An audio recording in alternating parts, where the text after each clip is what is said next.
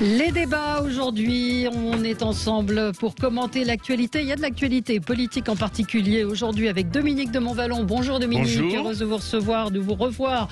Journaliste politique, Arnaud Benedetti également, très heureuse de vous revoir. Professeur à la Sorbonne, spécialiste en communication politique et rédacteur en chef de la revue Politique et Parlementaire. Je vous conseille la lecture du livre de Lucas Jakubowicz parce que ça va vous intéresser. Ouais, je suis en train de le regarder. Mehdi Ouraoui est avec nous. Mehdi, je devrais vous appeler Jean-Claude, non ?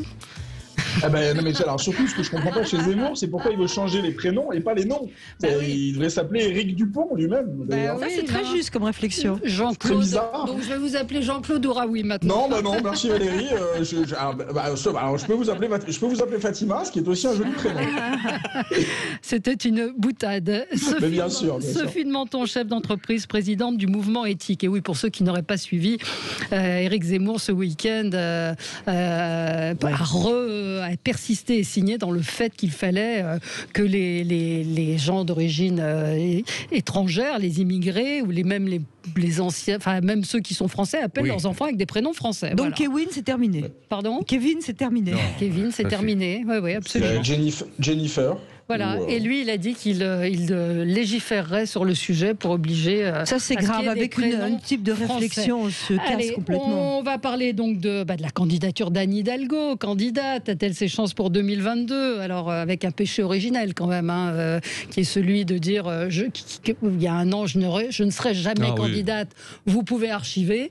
Elle démarre quand même avec un premier mensonge, donc c'est pas terrible. Zemmour déprogrammé de CNews, ça vous fait beaucoup réagir ce matin.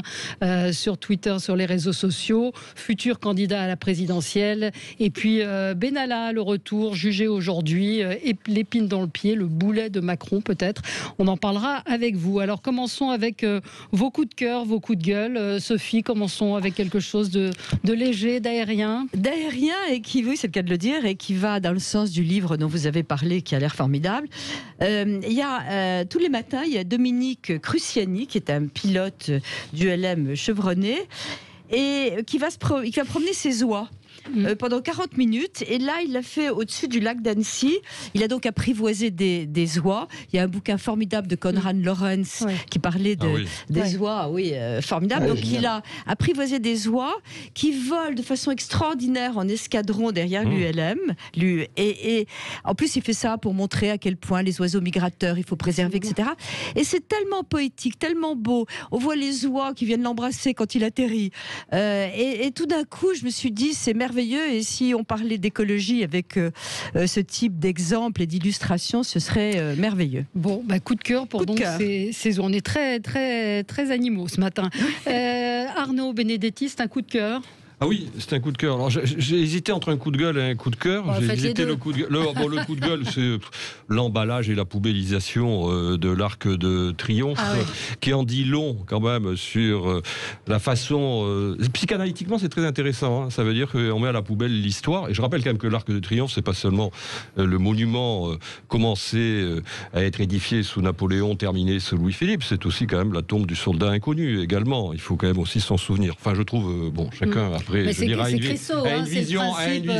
vision très subjective, mais je trouve que le jour où Madame Hidalgo, on en parlera tout à l'heure, déclare sa candidature, je dirais que il y ait cet emballage de l'Arc de Triomphe, je trouve qu'il y a quelque chose à la fois qui dit quelque chose sur le fond de la candidature d'Anne Hidalgo, mais qui est assez paradoxal. Je partage un peu cette opinion, sauf que la dernière fois qu'on a vu l'Arc de Triomphe, je partage mon opinion, c'est un avis. La dernière fois qu'on a vu l'Arc de Triomphe dans le monde entier, c'est quand il était tagué, assassiné et mutilé par les Gilets jaunes.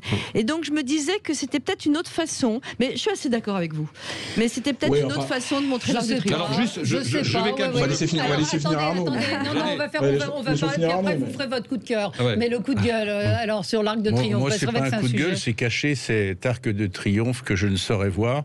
Je pense que ça relève d'une analyse non pas politique, mais psychanalytique, ce que vous avez commencé à faire. Alors Christo, bien sûr.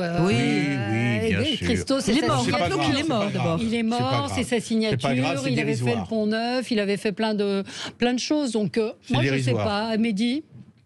Bon, je trouve que l'opération en elle-même est surtout une opération plus commerciale qu'artistique. Oui, mais l'avantage, c'est que c'est de l'argent privé. Je vais finir, Sophie. Ce sont les grosses opérations de Christo, qui sont des opérations très chères, qui sont des opérations qui visent surtout à faire une forme de communication, de marketing, etc.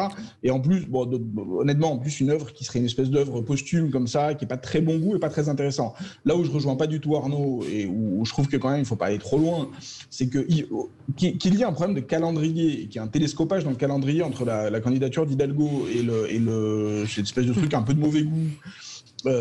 Ça c'est une réalité, je suis pas sûr qu'elle ait bien choisi vraiment ce moment-là. Ouais. Après, attention de ne pas faire quand même de la candidature de la maire de Paris une espèce de candidature anti-nationale, anti-histoire française.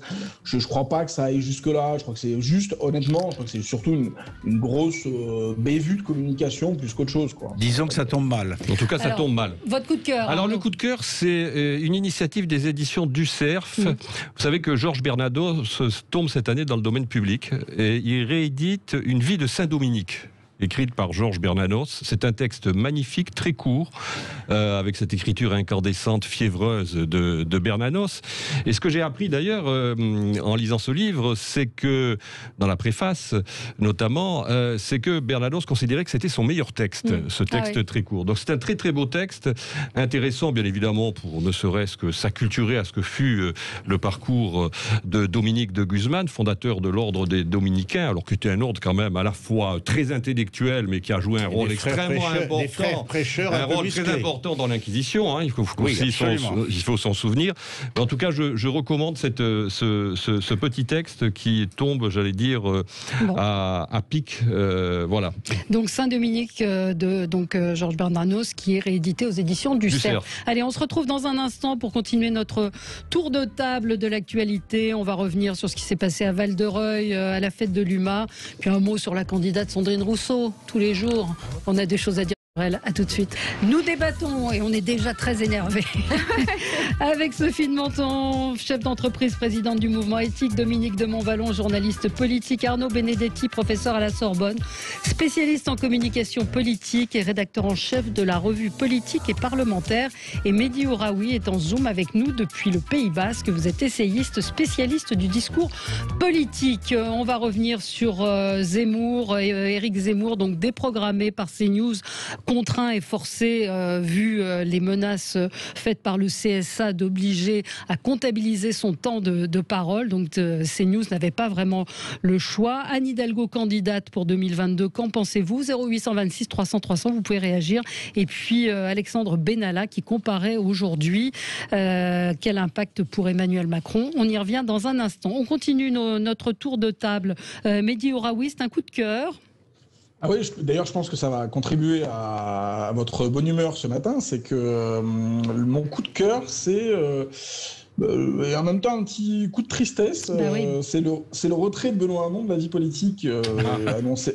On est malheureux, hein. Ben oui, mais c'était le parti, j'allais dire le pari de Mehdi Ouraoui, Génération. Donc ce parti n'existe plus. C'était effectivement le parti dont j'étais porte-parole, qui a sa vie autonome avec des gens qui l'animent. Alors en l'occurrence, moi j'en fais plus partie. Benoît Hamon et lui-même est retiré de la vie politique. Donc c'était une aventure qui était intéressante parce que c'est une aventure très stimulante intellectuellement, un peu comme le PSU de Rocard à l'époque, avec beaucoup d'idées très nouvelles. Et d'ailleurs, c'est un peu alors Benoît Hamon a commencé la vie politique d'ailleurs en étant un jeune rocardien, et il y a quand même une trajectoire qui est assez intéressante. C'est qu'il a contribué quand même, mine de rien. Alors il est pas mort, il va vers d'autres horizons, il va vers un autre océan qui est une association qui s'appelle Singa, qui est une très belle association qui mise sur la formation des migrants à la fois pour les insérer dans la société et puis pour apporter le maximum de richesse intellectuelle, culturelle et économique d'ailleurs au pays. Donc il va vers cet horizon-là, donc un horizon d'une ONG. Mais le bonhomme a ses défauts, comme tous les responsables politiques. Et évidemment, on peut lui reprocher ce qu'on veut en fonction de ses propres convictions politiques. Mais force est de constater quand même que dans les années qui viennent de s'écouler, à gauche comme à droite, ne sont pas très nombreux les responsables politiques qui ont bousculé le jeu intellectuel et qui ont apporté des idées aussi fortes que le revenu universel qui s'est quand même imposé ces dernières années, que la taxe robot continue à être discuté dans les GAFAM, quand on est obligé de parler de la taxation des GAFAM, etc. Sur les perturbateurs endocriniens, force est de constater qu'il n'avait pas forcément tort non plus. Voilà. Vous êtes en train de faire son éloge funèbre. C'est le cas. Je veux dire, nul n'est prophète en son pays. Moi, je dis pas que. Mais il n'a pas réussi à s'imposer ni à imposer. Alors, c'est un peu mon coup de gueule. C'est un peu mon coup de gueule, Valérie, de ce matin, c'est que quand même, qu'est-ce que la gauche est stupide.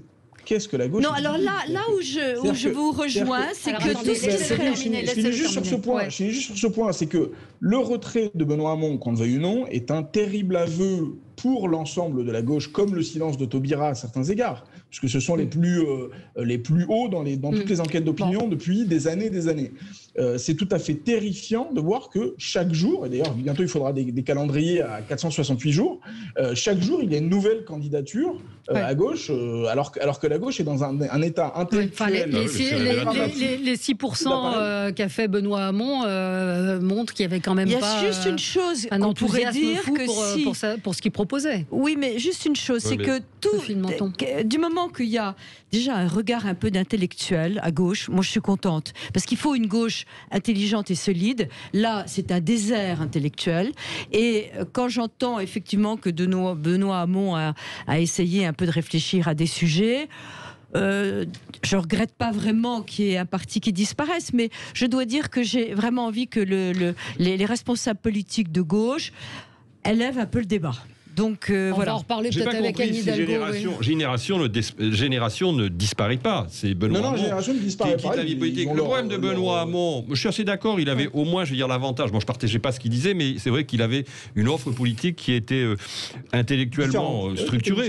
Bon, ça, c'est une réalité. Il essayait quand même de réfléchir à un certain nombre de problèmes. Le problème de Benoît Hamon aussi, c'est que il était quand même extrêmement cannibalisé aussi par les Insoumis, parce que quelle est la différence aujourd'hui entre Benoît Hamon et les Insoumis, mis à part un style, c'est quand même, disons que la ligne de partage était assez ténue. Fine, assez ténue. Dominique. Je suis pas sûr que Benoît Hamon ait apporté à la vie politique autant d'idées que vous le dites, mais après tout, là n'est pas le débat. Je voudrais simplement rappeler dans quelles conditions il s'est auto-exclu de la vie politique, et aujourd'hui, il parachève en quittant la vie politique pour la vie associative.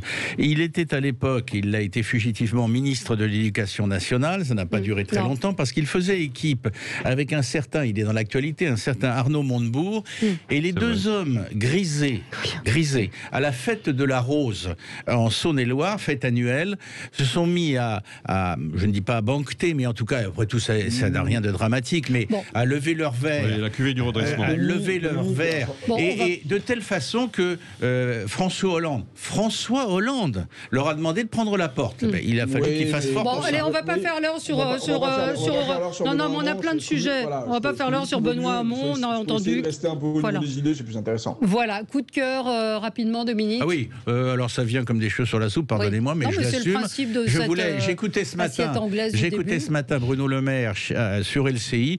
Je fais un coup de cœur, je préfère dire coup de chapeau, coup de cœur c'est pas le mot, mais j'aime un ministre de l'économie qui décidément est compris quand il parle et tient au fond avec cohérence une politique qui peut être contestée, surtout quand on est révolutionnaire, mais qui a ses logiques et jusqu'à un certain point sa force.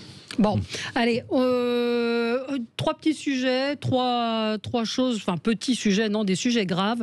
Ce week-end, la mairie a été prise d'assaut à Val-de-Reuil par une trentaine de personnes.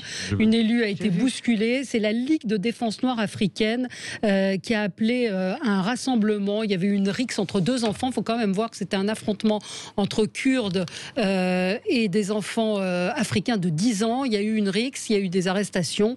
Et suite à ça, alors cette Ligue de défense noire africaine, il y a un moment, on se demande jusqu'à quand ils vont continuer et pourquoi cette ligue n'est pas dissoute. Son leader a été condamné à de nombreuses reprises pour abus de confiance, pour de nombreuses infractions, et j'ai trouvé ces images particulièrement choquantes. Je ne sais pas si vous les avez vues. Oui, j'ai vu. Oui, j'ai vu.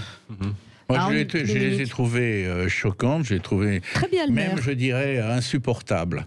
Ça fait partie de ces petits signes qui existent, petits signes, si on peut dire, de la vie publique que certains ont tendance à minimiser. Ça se passait là, c'était un jour, il y a peut-être eu un dérapage. Pas du tout. Ce sont des signes qui en disent long sur des dérapages qui peuvent demain prendre plus d'ampleur. Ça soulève le cœur. Ouais. Et puis surtout, c'est la non-maîtrise, encore une fois, la mairie, la République attaquée. Et les Français se rendent bien compte. Il y a un film extraordinaire à voir qui a été primé BAC. Alors, je ne lis pas, si, je fais mon travail, donc je lis Libération, je survole Libération. Alors ce matin, pour parler d'Audrey Diwan, qui a gagné un Lion d'Or à Venise, on explique que c'est la co-auteure de l'infâme BAC Nord. Libération écrit l'infâme BAC Nord. Il paraît que c'est exceptionnel de justesse, de talent. Bref, pardon, je vous ai interrompu. Mais c'est bien parce que effectivement, c'est un film qu'il faut voir. Dans le détail, si je puis dire.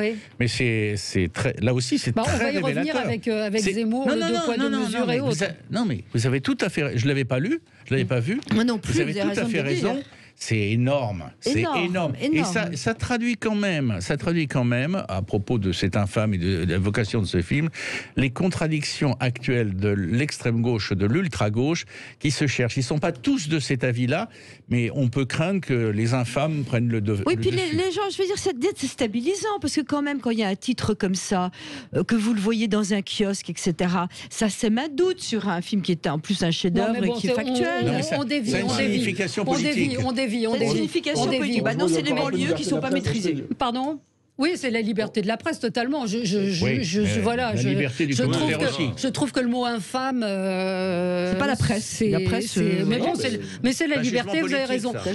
Mais la Ligue de défense noire africaine, jusqu'à quand on va tolérer ces invectives, le maire a été enfariné, la mairie envahie, cet élu bousculé. Ce sont des images lamentables. On n'est pas procédé déjà, en tout cas, à la demande de dissolution de cette Ligue. On dissout jamais rien en France. Ah bah si, on a dissous Génération Identitaire. On a vu ce que ça donne, le mal, oui. Oui, mais on aurait pu le faire.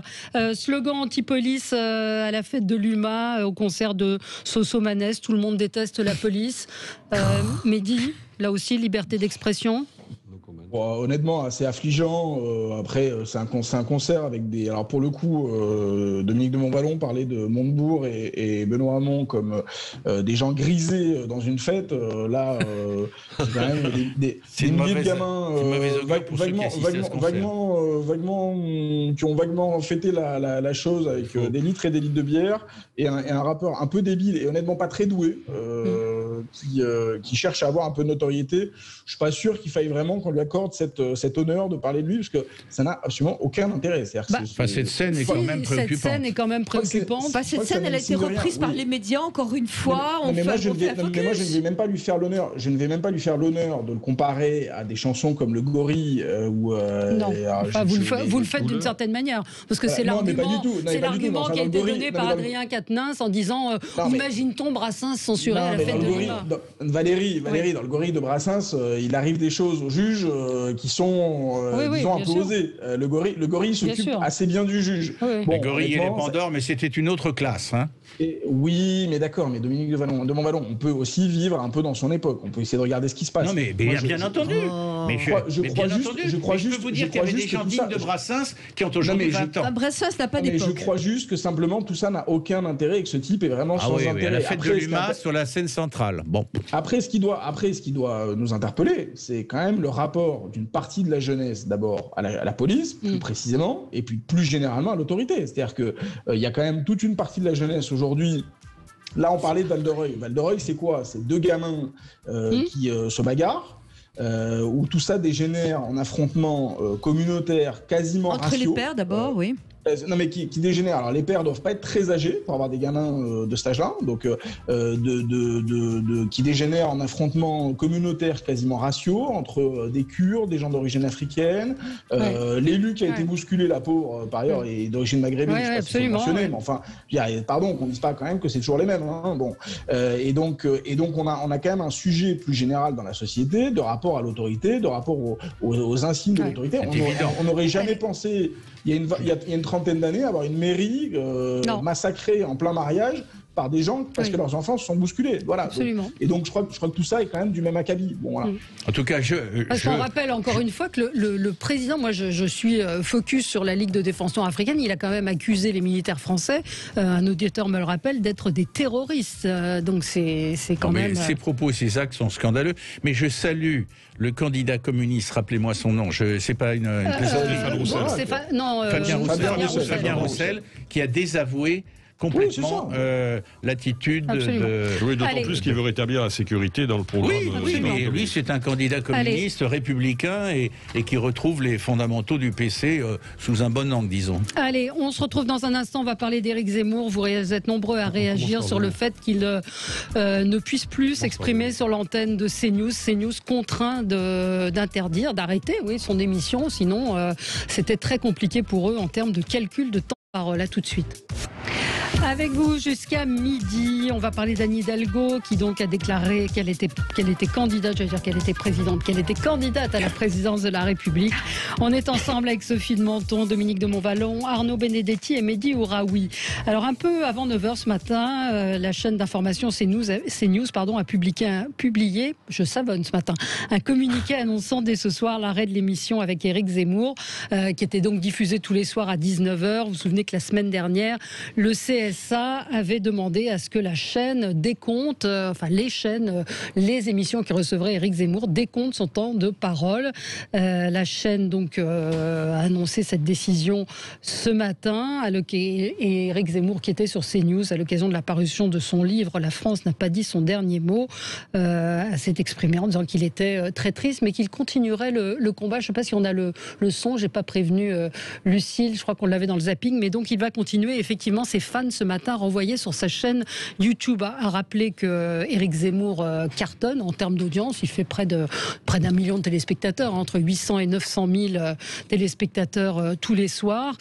Censure, nous disent certains. Et c'est vrai que la semaine dernière, on a entendu et Françoise Laborde et Christine Kelly s'exprimer, anciennes membres du CSA, et dire que tant qu'il n'est pas candidat... donc c'est très compliqué, parce qu'en même temps, c'est ce que je disais la semaine dernière, c'est un peu Canada Dry. Il a tout du candidat, mais il n'est pas déclaré. Et d'ailleurs, à mon avis, il n'ira pas jusqu'au bout. Ouais. Écoutez ce que disait Éric Zemmour ce matin. Manifestement, vous ne connaissez pas bien les chiffres. Non, c'est pas ça. C'est pas ça. Ça, c'était sur les audiences, mais c'est pas grave. Oui, Arnaud Benedetti. C'est vrai que c'était ambigu parce que en même temps, il donne le sentiment tous les jours un peu plus de se préparer à une annonce de candidature. Mais moi, je partage ce qui a été dit auparavant, c'est-à-dire qu'à partir du moment où il n'est pas déclaré, à partir du moment où il n'est pas candidat, je ne vois pas les raisons juridiques qui l'empêcheraient de pouvoir poursuivre cette émission, son émission, et les raisons qui empêcheraient CNews de pouvoir également poursuivre cette émission avec lui. Bon, ça, je crois que c'est le point le plus important. Alors après, moi je pense qu'aussi il faut l'interpréter, contrairement peut-être à ce que dit Sophie, comme aussi si lui, d'une certaine manière, se range à cette décision, c'est que dans son fort intérieur, il a peut-être pris sa décision et qu'il sera candidat. Je crois que c'est quand même une hypothèse aujourd'hui qui me paraît assez probable au regard de toute la dynamique, en tout cas, qui se met en place autour de lui. Le problème pour Zemmour, ensuite, pour être candidat, c'est d'avoir les moyens de sa campagne, et également la question des signatures. Moi, je suis pas trop inquiet pour les signatures, parce qu'il y a beaucoup de gens qui ont intérêt à ce qu'Éric Zemmour soit candidat, et vous savez comment ça se passe, Dominique, les pressions amicales sur un certain nombre d'élus peuvent s'exercer et faire en sorte... Il n'y a pas besoin de pression. Et parfois, il n'y a même pas besoin de pression pour faire en sorte qu'il soit candidat. Mais à partir du moment où il n'a plus son émission, il aurait intérêt à se déclarer s'il compte vraiment y aller. Oui, moi je pense que cette décision, dans l'hypothèse où il est candidat, est une décision qui lui est profitable. Parce que tout simplement, il peut exciper le fait qu'aujourd'hui, on essaye de censurer, ou en tout cas d'écarter une voix qu'il considère lui-même comme une voix libre. Donc ça le renforce, si vous voulez, dans cette posture anti-système qui est la sienne, parce que vraiment, s'il y a un candidat aujourd'hui qui veut incarner cette dimension anti-système, bien plus que Marine Le Pen, en l'occurrence, qui s'est considérablement recentrée, au moins dans sa sémantique, c'est bien Éric Zemmour. Oui, mais on peut interpréter, alors je suis d'accord, c'est tout à fait interprétable dans ce sens. Sensible. Alors, je finis juste. Ouais, on peut interpréter dans l'autre sens. On peut aussi imaginer qu'ils disent puisque c'est ça, je reste, puisque j'ai une parole et je reste sur CNews et je renonce. Là, ça fait très mal parce qu'on a l'impression qu'une censure s'est exercée de façon malhabile et anormale. C'est compliqué. Donc, il y a un point sur lequel je veux revenir, c'est la façon dont le CSA a mis en garde, a mis la pression sur CNews en disant mais Éric Zemmour est un acteur du débat public national. Arnaud, moi, je voudrais savoir comment le CSA définit cette notion d'acteur du débat public national, qui l'est et qui ne l'est pas. Non, mais on n'est pas des perdreaux de l'année non plus, Arnaud. Il faut, à un moment donné, il faut dire les choses. À un moment donné, il faut que ça soit fondé juridiquement, sans être... Non, ceci est une opération de communication habilement menée par Éric Zemmour pour... là c'est du complotisme. Attendez, Sophie, soit on peut se parler, soit on peut... Attendez, soit on peut se parler, soit on ne peut pas se parler. Voilà, bon. Laissez-le terminer. Là, Éric Zemmour se victimise. En réalité, il déclare sa candidature. Comme il a annoncé à ses employeurs qu'il serait candidat, comme ses amis passent leur temps à dire en off ou en on aux journalistes qu'il va être candidat, comme il y a une association de financement de sa candidature a été enregistrée pour être candidat. Donc on sait qu'il y a le désir, alors peut-être pas la capacité, mais en tout cas le désir d'être candidat. Et donc, parce qu'il y avait une possibilité toute simple, c'était de dire mais moi, je ne suis pas candidat, et donc je continue ma chronique.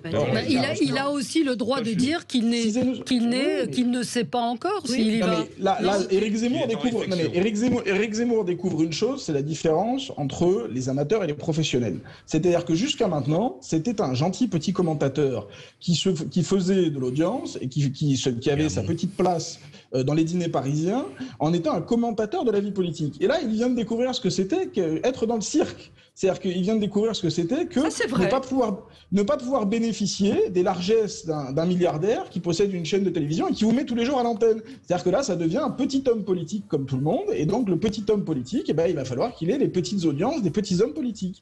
C'est pas très gentil pour les hommes politiques, mais je partage. Et c'est là que j'en viens à mon point principal, c'est que je vais même aller plus loin. C'est que je pense qu'Éric Zemmour est un imbécile. Et je vais vous dire pourquoi. C'est que je pense. Vous n'êtes pas obligé d'insulter non plus. Non, mais je vais vous dire pourquoi. Ou alors je vais prendre une autre formule qui vous parlera davantage. C'est que je pense qu'Éric Zemmour, ça fait quelques semaines et même quelques mois et peut-être même quelques années qu'il est invité à un dîner de cons par Marine Le Pen. C'est-à-dire que Marine Le Pen est très intelligente, elle a très bien compris qu'il l'a. Et d'ailleurs, on a vu la remarque d'Arnaud. C'est pas si évident que ça. Allez-y, mais c'est pas si évident que ça. Je finis juste quand même ma démonstration. Arnaud vient de le dire. Arnaud lui-même vient de dire Marine Le Pen qui recentre son discours, etc. Pas du tout. Marine Le Pen tient le même discours que depuis de nombreuses années, sauf qu'elle a désormais à sa droite un type complètement hystérique qui passe son temps à insulter tout le monde sur les plateaux, qui a un discours... Mais il insulte pas. Si, ça arrive souvent quand même. Pardon, enfin, en étant pour être moi-même assez arrogant, je sais qu'Éric Zemmour est quand même pas la modestie incarnée. Mais il insulte moins que vous ce matin. Les mots ont un sens entre insulte et modestie. Je vois pas le. Il est quand même très énervé. Il est quand même très souvent hystérique sur les plateaux, beaucoup plus énervé qu'elle. Il a l'air beaucoup plus énervé qu'elle. Elle a l'air beaucoup plus calme, beaucoup plus sereine. Lui est de l'avis général sur des positions qui sont des positions ultra extrémistes qui la font passer pour une gentille modérée. Et même, je pousse le raisonnement encore un peu plus loin. Ce qui est terrible, c'est qu'en plus, même y compris s'il devait être candidat jusqu'au bout, les derniers sondages, les dernières enquêtes d'opinion montrent qu'il trempe aussi à droite. Et donc, à certains égards, ce n'est même pas un problème électoral pour elle, ce n'est même pas un problème de lui faire perdre. Contre quelques points qui lui feraient perdre au premier tour, il lui donne une respectabilité qui lui permet de casser le plafond de verre, qui est exactement ce qui a toujours manqué à Jean-Marie Le Pen. Oui, mais c'est pas sûr, on va y revenir, on est obligé de marquer une pause, Mehdi Ouraoui, on va marquer une pause et on revient avec Dominique de Montvalon. Analyse, à tout de suite.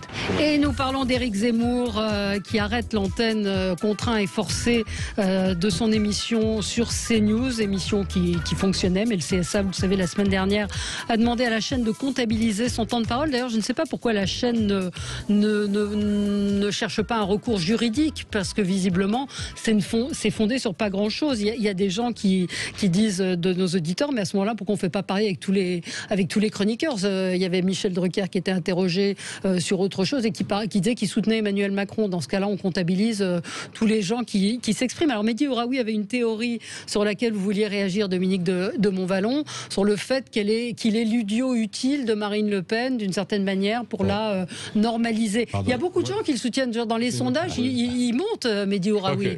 Je ne veux pas faire l'esprit fort, mais je crois qu'il faudrait se... Oui, non, mais je parle à Mehdi.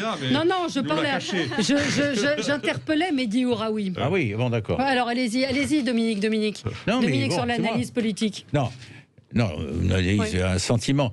D'abord, à propos du fait qu'il injurie tout le monde. Ça, c'est ce que dit Méry. Oui, c'est ce que dit Mehdi, pardon. Écoutez... On m'a rebaptisé 3 fois aujourd'hui.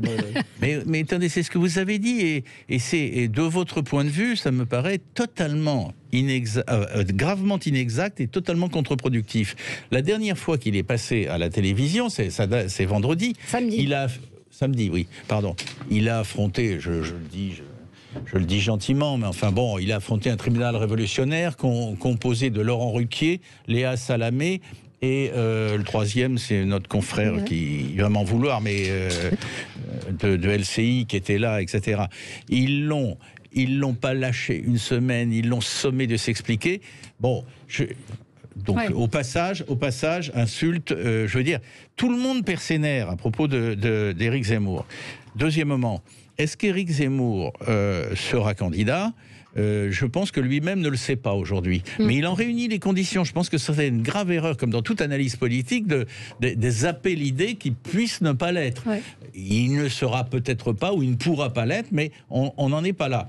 Et sur le fond, il est... pourquoi agace-t-il? Pourquoi trouble-t-il le jeu? Pourquoi chacun, dans des registres fort variés et parfois contradictoires, chacun perd un peu ses nerfs à propos de Zemmour? C'est parce que il trouble complètement un jeu. On disait c'est pas possible d'avoir à nouveau Macron contre Le Pen, etc.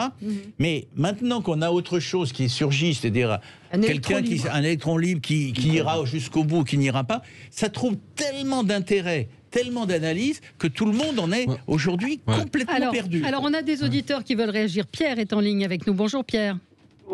Écoutez, je crois que la chaîne connaît certainement ses intentions et c'est pour ça qu'elle ne va pas lancer de procédure. Pour ce qui est de Zemmour, je crois que la qualité de Zemmour, c'est qu'il travaille ses dossiers et maîtrise l'histoire de France. Mais dès qu'il aborde l'histoire avec ses propres convictions, il interprète l'histoire en omettant les éléments qui le dérangent. Et vous voyez, je prendrai qu'un seul exemple, l'histoire des prénoms, puisque ça a été évoqué ce matin.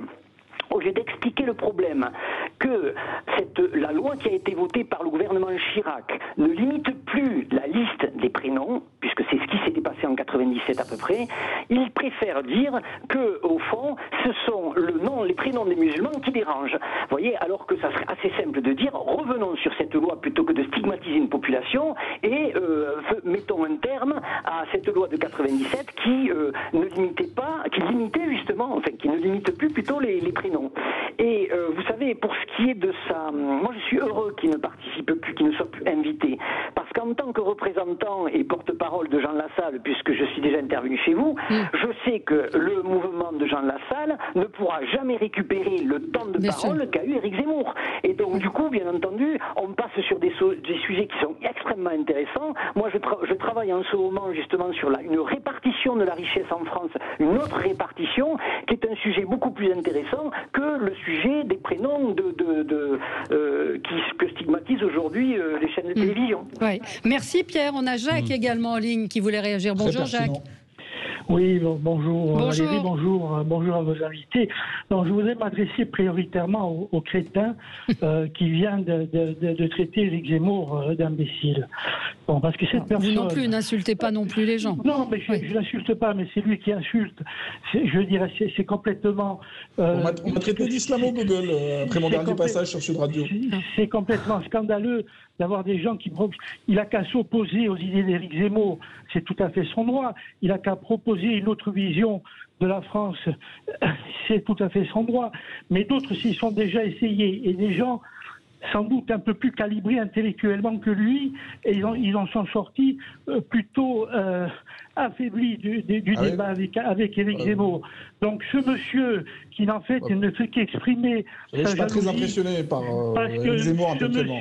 Ce monsieur qui ne fait qu'exprimer sa jalousie parce que lui... vous savez, contrairement à Éric Zemmour, moi en plus de Sciences Po, je suis normalien, monsieur. Donc vous savez, Non, ce qui est vrai, c'est qu'il a beaucoup de défauts, peut-être tous les défauts du monde, sauf d'être un imbécile. Oui, merci Pierre d'être Jacques, pardon, excusez-moi.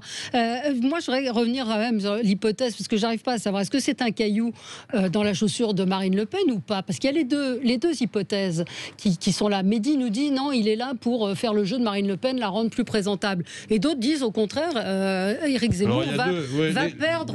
Éric Zemmour va être à ce stade, les deux hypothèses s'équilibrent à mon sens. C'est en effet que Éric Zemmour permet, encore une fois, de décliver Marine Le Pen parce qu'il transgresse beaucoup plus alors qu'elle est dans un processus de banalisation ou de normalisation depuis maintenant sa prise, j'allais dire, du pouvoir au Rassemblement national. L'autre aspect, en faisant un peu de politique fiction, mais c'est toujours utile d'en faire dans la perspective d'une présidentielle. Si tant est qu'il soit candidat et si tant est qu'il réalise un score entre 7 et 8% et que Marine Le Pen soit qualifiée au second tour de l'élection présidentielle. Ça veut dire que pour Marine Le Pen, pour la première fois, ou quasiment pour la première fois, elle aura un réservoir de voix dans l'hypothèse d'un second tour. Donc de ce côté-là, ça lui est positif. Ensuite, moi je pense que Zemmour, je pense qu'il veut être candidat. Sauf que, est-ce que les conditions sont réunies pour qu'il le soit? Encore une fois, c'est celle qu'on a rappelée tout à l'heure, l'organisation, les signatures, etc., etc. Mais je pense que sa conviction profonde, c'est de l'être. La vérité, c'est que c'est une offre politique qui est transverse à droite. C'est-à-dire qu'il prend des voix, quand on regarde aujourd'hui le potentiel électoral d'Éric Zemmour, clairement à Marine Le Pen, mais il en prend aussi aux Républicains. Parce que chez les Républicains, vous avez une demande qui n'est pas aujourd'hui remplie par les candidats. C'est-à-dire, ou peut-être par M. Ciotti, mais enfin, et encore. Une demande de droite. Vauquier n'est pas candidat. Donc, Zemmour, il peut réaliser ce qu'il envisage, c'est-à-dire cette synthèse. Et c'est ce qu'il dit d'ailleurs. Je veux réaliser la synthèse entre la bourgeoisie conservatrice et les catégories populaires. Donc, c'est ça l'objectif qu'il poursuit. Et de ce point de vue-là, en effet, il peut aussi handicaper Marine Le Pen. Et j'ajoute, pour aller dans le sens de ce que dit Arnaud, j'ajoute que Zemmour, en plus, a un autre effet qui est un effet extrêmement positif et extrêmement utile pour Marine Le Pen. C'est que là où elle va être obligée, dans le cas contraire, on lui reprocherait, mais elle va être obligée de parler de thèmes qui sont des thèmes plus transverses et plus généraux, donc ce qu'on attend d'un candidat sérieux à l'élection présidentielle, pas simplement l'immigration et la sécurité. Lui peut continuer à polariser en permanence les débats autour de ces questions-là, qui sont des questions et de l'islam. Chez lui, là où elle a plus de mal, évidemment, elle peut pas en tant que candidate mainstream à l'élection présidentielle parler en permanence d'islam. Lui le fait, et qu'on le veuille ou non, ça lui permet à elle de maintenir le débat public en partie sur des thèmes qui lui sont favorables et qui sont défavorables à la gauche et à Macron. Je voudrais dire une chose, Dominique. C'est que pourquoi y a-t-il autant de nervosité autour d'une possible candidature d'Éric Zemmour? Lui-même la suscite un peu, mais là n'est pas la question. Je rejoins tout à fait, Arnaud, ce que vous avez dit comme analyse, mais vous n'avez cité que la première, sauf erreur de ma part, que le premier aujourd'hui, les deux scénarios sont plausibles. Premier scénario, Marine Le Pen accède au second tour et peut bénéficier pour la première fois, c'est théorique, mais c'est plausible, du renfort des voix d'un candidat d'appoint qui serait non négligeable, qui serait Éric Zemmour. Deuxième hypothèse, deuxième scénario, je ne dis pas qu'il est plus crédible. Éric Zemmour ferait une percée telle, on n'en est pas, mais ça, il faut le dire quand même, qu'il nuirait à la candidature de Marine Le Pen, même si, comme vous l'avez dit, il mord aussi sur l'électorat LR et qu'il l'empêcherait, sait-on jamais. C'est pour ça qu'il y a une nervosité aujourd'hui. Il l'empêcherait d'être au second tour.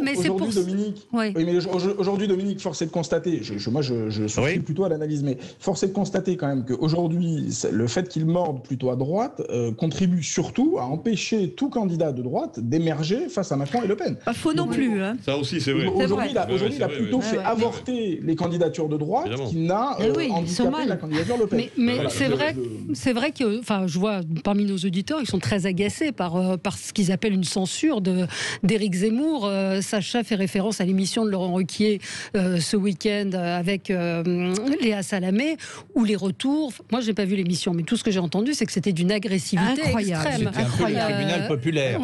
Mais ce qui est tout à fait anormal dans la situation situation actuelle, c'est de transformer, ça sert un peu, ça peut servir à terme ou à moyen terme Éric Zemmour, c'est de transformer Éric Zemmour en une victime, de tout État, de l'establishment. On avait le même phénomène avec Jean-Marie Le Pen au début des années 80. Chaque fois que Jean-Marie Le Pen allait sur un plateau de télévision, il y avait un véritable tribunal médiatique aussi qui se mettait en place. Et ce qui a permis à Jean-Marie Le Pen, et d'ailleurs François Mitterrand l'a utilisé avec toute l'habileté florentine qui était la sienne, en l'occurrence, qui permettait à Jean-Marie Le Pen de progresser régulièrement au fur et à mesure des élections. S'impose. En tout cas, il ne peut pas être exclu. C'est tout à fait Arnaud, mais juste un petit ajout sur cette question spécifique de l'émission de Ruquier, c'est que regardez qui était autour de la table. Ce sont des gens qui ont beaucoup à se faire pardonner dans, disons, l'émergence et la création de Zemmour. Ce sont en réalité les gens qui ont créé médiatiquement Zemmour. C'est-à-dire que qui l'a mis à l'antenne tous les samedis soirs pendant des années et qui aujourd'hui est quasiment obligé de s'en excuser publiquement, c'est Laurent Ruquier. Et qui dans ce cas-là, il ne l'invite pas. Enfin, je veux dire, c'est la schizophrénie des médias aussi. C'est-à-dire qu'on l'invite parce qu'on sait que ça va faire de l'audience. Et il y a eu un effet Zemmour. Mais en plus, probablement, pour essayer de se faire pardonner de l'avoir invité pendant des années. Sûrement. Elisabeth Lévy tweet: le Conseil supérieur de la censure et de la correction idéologique déclare Zemmour candidat et lui coupe le sifflet. On attend qu'il publie la liste des idées acceptables et des personnalités fréquentables ou qu'il nous dise pour qui voter. Je trouve qu'il y a quand même un éclaircissement à avoir sur le CSA et sur cette mise en demeure de... C'est vrai qu'ils l'ont déclaré candidat. Je pense que le CSA doit absolument s'expliquer. Par ailleurs, je n'ai aucune information particulière ou personnelle, mais dans ce dont il s'agit, il y a la réponse que doit faire la chaîne CNews, qui est quand même interpellée, qui aurait des conséquences extrêmement sérieuses si elle n'avait pas obéi aux objurgations, je vais dire ça comme ça, aux objurgations du CSA. Il y a par ailleurs, distinguons-le, même si en apparence c'est lié, la réponse d'Éric Zemmour qui a dit je m'incline, il ne peut pas faire autrement et je suis très amer. C'est en gros ce qu'il a dit ce matin dans non, c'est une affaire complexe. Le CSA doit absolument... regrette également le communiqué de presse de CNews est assez clair. On considère que c'est sur la pression qu'ils sont obligés de se séparer, qui sont contraints. Voilà. Arnaud, c'est évidemment sous la pression. Mais CNews risquait, mais j'arrête, on n'est pas là pour parler CNews, mais risquait des conséquences importantes. Oui, mais Dominique, il y a quand même des règles communes. Enfin, pardon, Zemmour est plutôt un candidat qui est attaché à l'autorité et au retour de la force publique, mais enfin pardon, il est quand même soumis à l'autorité, il est soumis aux règles communes. Mais quelles règles? Il n'est pas candidat. Moi je suis d'accord s'il se déclare candidat. Bien sûr qu'il y a des règles communes, mais elles sont pas fixées. On sait très bien, par exemple, que pour des gens qui, y compris, déclarent leur candidature un peu plus tard, par exemple, les comptes de campagne commencent un an avant l'élection et qu'on considère que les dépenses de campagne commencent à des dates qui sont parfois antérieures à des déclarations de candidature. Là, quand même tout dit qu'il va être candidat, il suffit à lui de dire qu'il n'est pas candidat. C'est dans 7 mois. Non. Si c'est simple, le CSA n'a qu'à s'expliquer. Il y a un trouble. Le CSA a mis le trouble dans les têtes.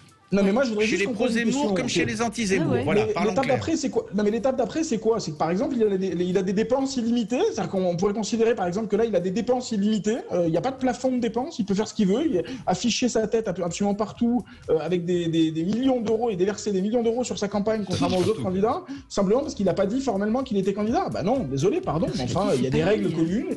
Zemmour y est soumis. Il n'y a pas de candidat hors des règles communes. Enfin, tout ça est absurde. Effectivement. Et alors, ce soir, je vois ça, c'est Christine Kelly va recevoir Éric Zemmour sur CNews à 19h. Ça va être l'audience, c'est la dernière. L'invité Éric Zemmour, donc ce soir, effectivement, ça va être une... de l'invité. Je pense que l'audience, ça va être beau. Absolument. Merci. On se retrouve dans un instant, on n'a pas fini. On va parler quand même d'Anne Hidalgo. Qu'avez-vous pensé de sa déclaration? Est-ce qu'elle a une chance? À tout de suite. Allez, beaucoup de questions autour des temps de parole. Yves nous dit dans les chroniqueurs, il y a des encartés politiques, même s'ils ne sont pas candidats, ils font la promotion de leurs représentants. Hypocrisie quand tu nous tiens. Et Juliette, qui travaille avec moi, me précise que toutes les semaines, nous envoyons au CSA le décompte du temps de parole quand quelqu'un appartient à un parti politique, même un chroniqueur qui est encarté ou qui appartient à un parti politique. Nous décomptons ce temps de parole. Et d'ailleurs, je signale que Sud Radio fait partie des radios qui qui avons le temps de parole le plus équilibré entre les différents partis. Mais tout est compté. Même la parole d'Emmanuel Macron, quand il s'exprime, il sait décompter. Quand il s'exprime en tant que candidat ou même ce qui n'est pas encore le cas. Non. Alors on pourrait imaginer qu'il va être candidat, excusez-moi, si c'est le même raisonnement. Non, mais c'est vrai. S'il y a des gens qui pensent que Macron ne se représente pas, qu'ils le disent. Il faut que vous sachiez qu'on envoie au CSA toutes les semaines, mais il y a quelque chose de tellement archaïque avec les réseaux sociaux. Artificiel surtout. De tellement archaïque plus que artificiel avec les réseaux sociaux. Avec c'est archaïque. Législation totalement obsolète à mon sens. Ah ouais, complètement. Je ne voudrais pas mélanger deux thèmes, mais il y a deux institutions fragiles qui posent question. Je la mentionne d'un mot, la Cour de justice de la République. La Cour de justice, on aimerait que les juges montrent leur visage et s'expliquent. Et là, mais restons sur notre sujet d'aujourd'hui, il est clair que le CSA, on aimerait voir des visages et on aimerait voir des éclairages. Je ne dis pas des explications, on aurait l'air de les sommer à notre tour, mais on aimerait... Je répète que pour simplifier caricatureusement, les pro-Zemmour comme les anti-Zemmour partagent le même embarras, la même gêne, le même malaise devant la décision qui est tombée. Mais pas du tout, ce n'est pas vrai, Dominique, pardon. Enfin, disons Non, mais je veux bien que vous soyez devenu le porte-parole des anti-Zemmour, mais enfin pas du tout. Je crois... Pas plus des anti-Zemmour que de quoi que ce soit. Non, mais pardon. Moi, d'abord, je suis quand même... J'ai pas voulu vous mettre en cause, hein. Non, mais on fait preuve quand même de beaucoup de gentillesse envers quelqu'un qui, par ailleurs, a été condamné à plusieurs reprises pour les propos qu'il a tenus à l'antenne, pour quelqu'un qui, certes, est un trublion de la télévision. C'est un bon client de télévision et c'est un très bon animateur de télévision. Eh bien, il découvre ce que c'est que la politique, la vraie politique. Voilà. C'est pas de la vraie politique, c'est la mayonnaise politique. Non, mais pas du tout. Ça s'appelle des règles de financement. C'est ce qui fait en fait que le représentant du parti de Jean Lassalle tout à l'heure l'a très bien dit. C'est ce qui fait que quand même, on préserve un semblant de démocratie dans notre pays. C'est que les formations politiques. Plus qu'un semblant de démocratie, une vraie démocratie. Oui, ça alors là. Oui, mais pardon, mais enfin, excusez-moi, allez expliquer quand même à des gens qui sont des militants politiques depuis des années, de l'extrême gauche à l'extrême droite. Voilà, donc comme ça au moins il n'y a pas de parti pris. Allez leur expliquer que depuis des années ils doivent respecter les règles du CSA. Et que notamment pour ces raisons-là, ils sont très peu invités dans les médias, ils ont très peu accès aux médias, etc. Allez leur expliquer ça et leur expliquer qu'en fait, le pauvre Éric Zemmour, qui était par ailleurs rémunéré pour la chose, etc., doit aujourd'hui laisser son fauteuil sur CNews.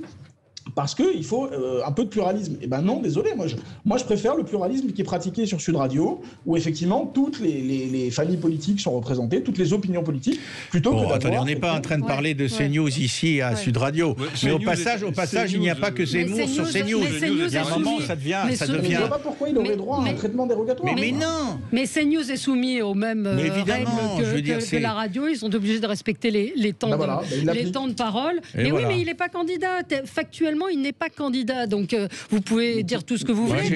J'ai envie d'évoquer une hypothèse. Zemmour, dans quelques temps, nous annonçait que finalement, tout bien pesé, pour de bonnes et de mauvaises raisons, il n'est pas candidat. Est-ce que le CSA, dans sa dignité et sa majesté, surgira devant les micros en présentant ses excuses à Zemmour? Repentance. Quelques mots. Repentance pour le CSA. Il nous reste peu de temps pour parler de la candidature d'Anne Hidalgo. Ça suffira quand même. Sur la forme, vous en avez pensé quoi, vous qui êtes un analyste de la communication? Elle avait l'air très stressée. On voyait bien les symboles qu'elle voulait manier, se déparisianiser en annonçant sa candidature depuis Rouen, qui est une ville de culture industrielle et plutôt populaire.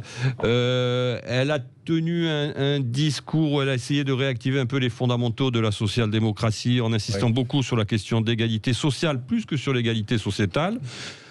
Ensuite, qu'en penser, tout ça est poussif pour l'instant en la matière, parce que la vérité c'est que la gauche, ce que je dis là, n'a aucune originalité, est totalement fractionnée, qu'il n'y a pas aujourd'hui une force dominante à gauche et hégémonique comme du temps où le PS était largement dominant dans ces coins de l'échiquier politique, et que elle a le soutien des grands maires du PS, pour la plupart, hein, de Martine Aubry. Des grands maires, M-A-I-R-E, pas des grands maires. Oui, oui, excusez-moi, oui, des grands élus, des grands édiles municipaux, à la fois de Montpellier jusqu'à Lille. Est-ce que ça sera suffisant? C'est suffisant, en tout cas, vraisemblablement, pour crédibiliser au sein de l'appareil socialiste aujourd'hui sa candidature. Oui, voilà. Oui. Mehdi, vous avez pensé quoi? Bon, moi, je crois que le sujet dépasse Anne Hidalgo. Le sujet, c'est ce que je disais tout à l'heure, c'est une candidature supplémentaire chaque jour. Ça s'appelle pas des candidatures, ça s'appelle un suicide organisé. C'est-à-dire que là, on est au niveau de l'ordre du temple solaire avec une espèce de suicide collectif de la gauche. Ah bah ça va, vous mâchez pas vos mots non plus. Avec quelque chose qui nous fait rire, mais qui en même temps est un peu désespérant, je trouve, pour le peuple de gauche et plus généralement pour la gauche écologiste. C'est-à-dire que quand même, moi je crois que pour en revenir à quelque chose un peu plus analytique, je crois qu'il y a quelque chose de terrible dans la distance entre les mots et les actes. Et je crois que des gens qui nous parlent à longueur de journée d'unité, mais qui ont 10 000 candidats, des gens qui nous parlent à longueur de journée de féminisme, mais où la plupart des candidats quand même sont plutôt des hommes quinquas, sexa, septuagénaires pour Mélenchon, blancs, des gens qui nous parlent à longueur du temps de réunions non mixtes, de plutôt de solutions communautaristes, etc. Et qui eux-mêmes, quand on regarde, ont des équipes qui sont d'une blanchité absolue. C'est comme la rédaction de Libération, où c'est quand même des gens qui sont systématiquement en contradiction entre leurs mots et leurs actes. Et donc, c'est quand même, je trouve que pour la population française, c'est quand même désespérant d'avoir une gauche qui est systématiquement en désaccord avec ce qu'elle raconte et en désaccord avec ce qu'elle professe. Alors, Sophie ne pourra pas s'exprimer, c'est de la censure. Mais je vois deux tweets. Sacha qui nous dit, vu de la province, Madame Hidalgo n'est déjà pas la bienvenue dans sa ville. De là à représenter le pays, je ne le crois pas et je ne le souhaite pas. Et puis Xavier également qui nous dit, c'est pas pour les bouseux comme nous, seuls les bobos écolos parisiens voteront pour Anne Hidalgo, nous les bouseux de province, non. Et puis pour conclure cette matinée formidable, on apprend que Jean-Michel Blanquer sera chez Cyril Hanouna ce soir. Voilà, très bonne journée à tous. Dans un instant, André Berkoff, on se retrouve demain.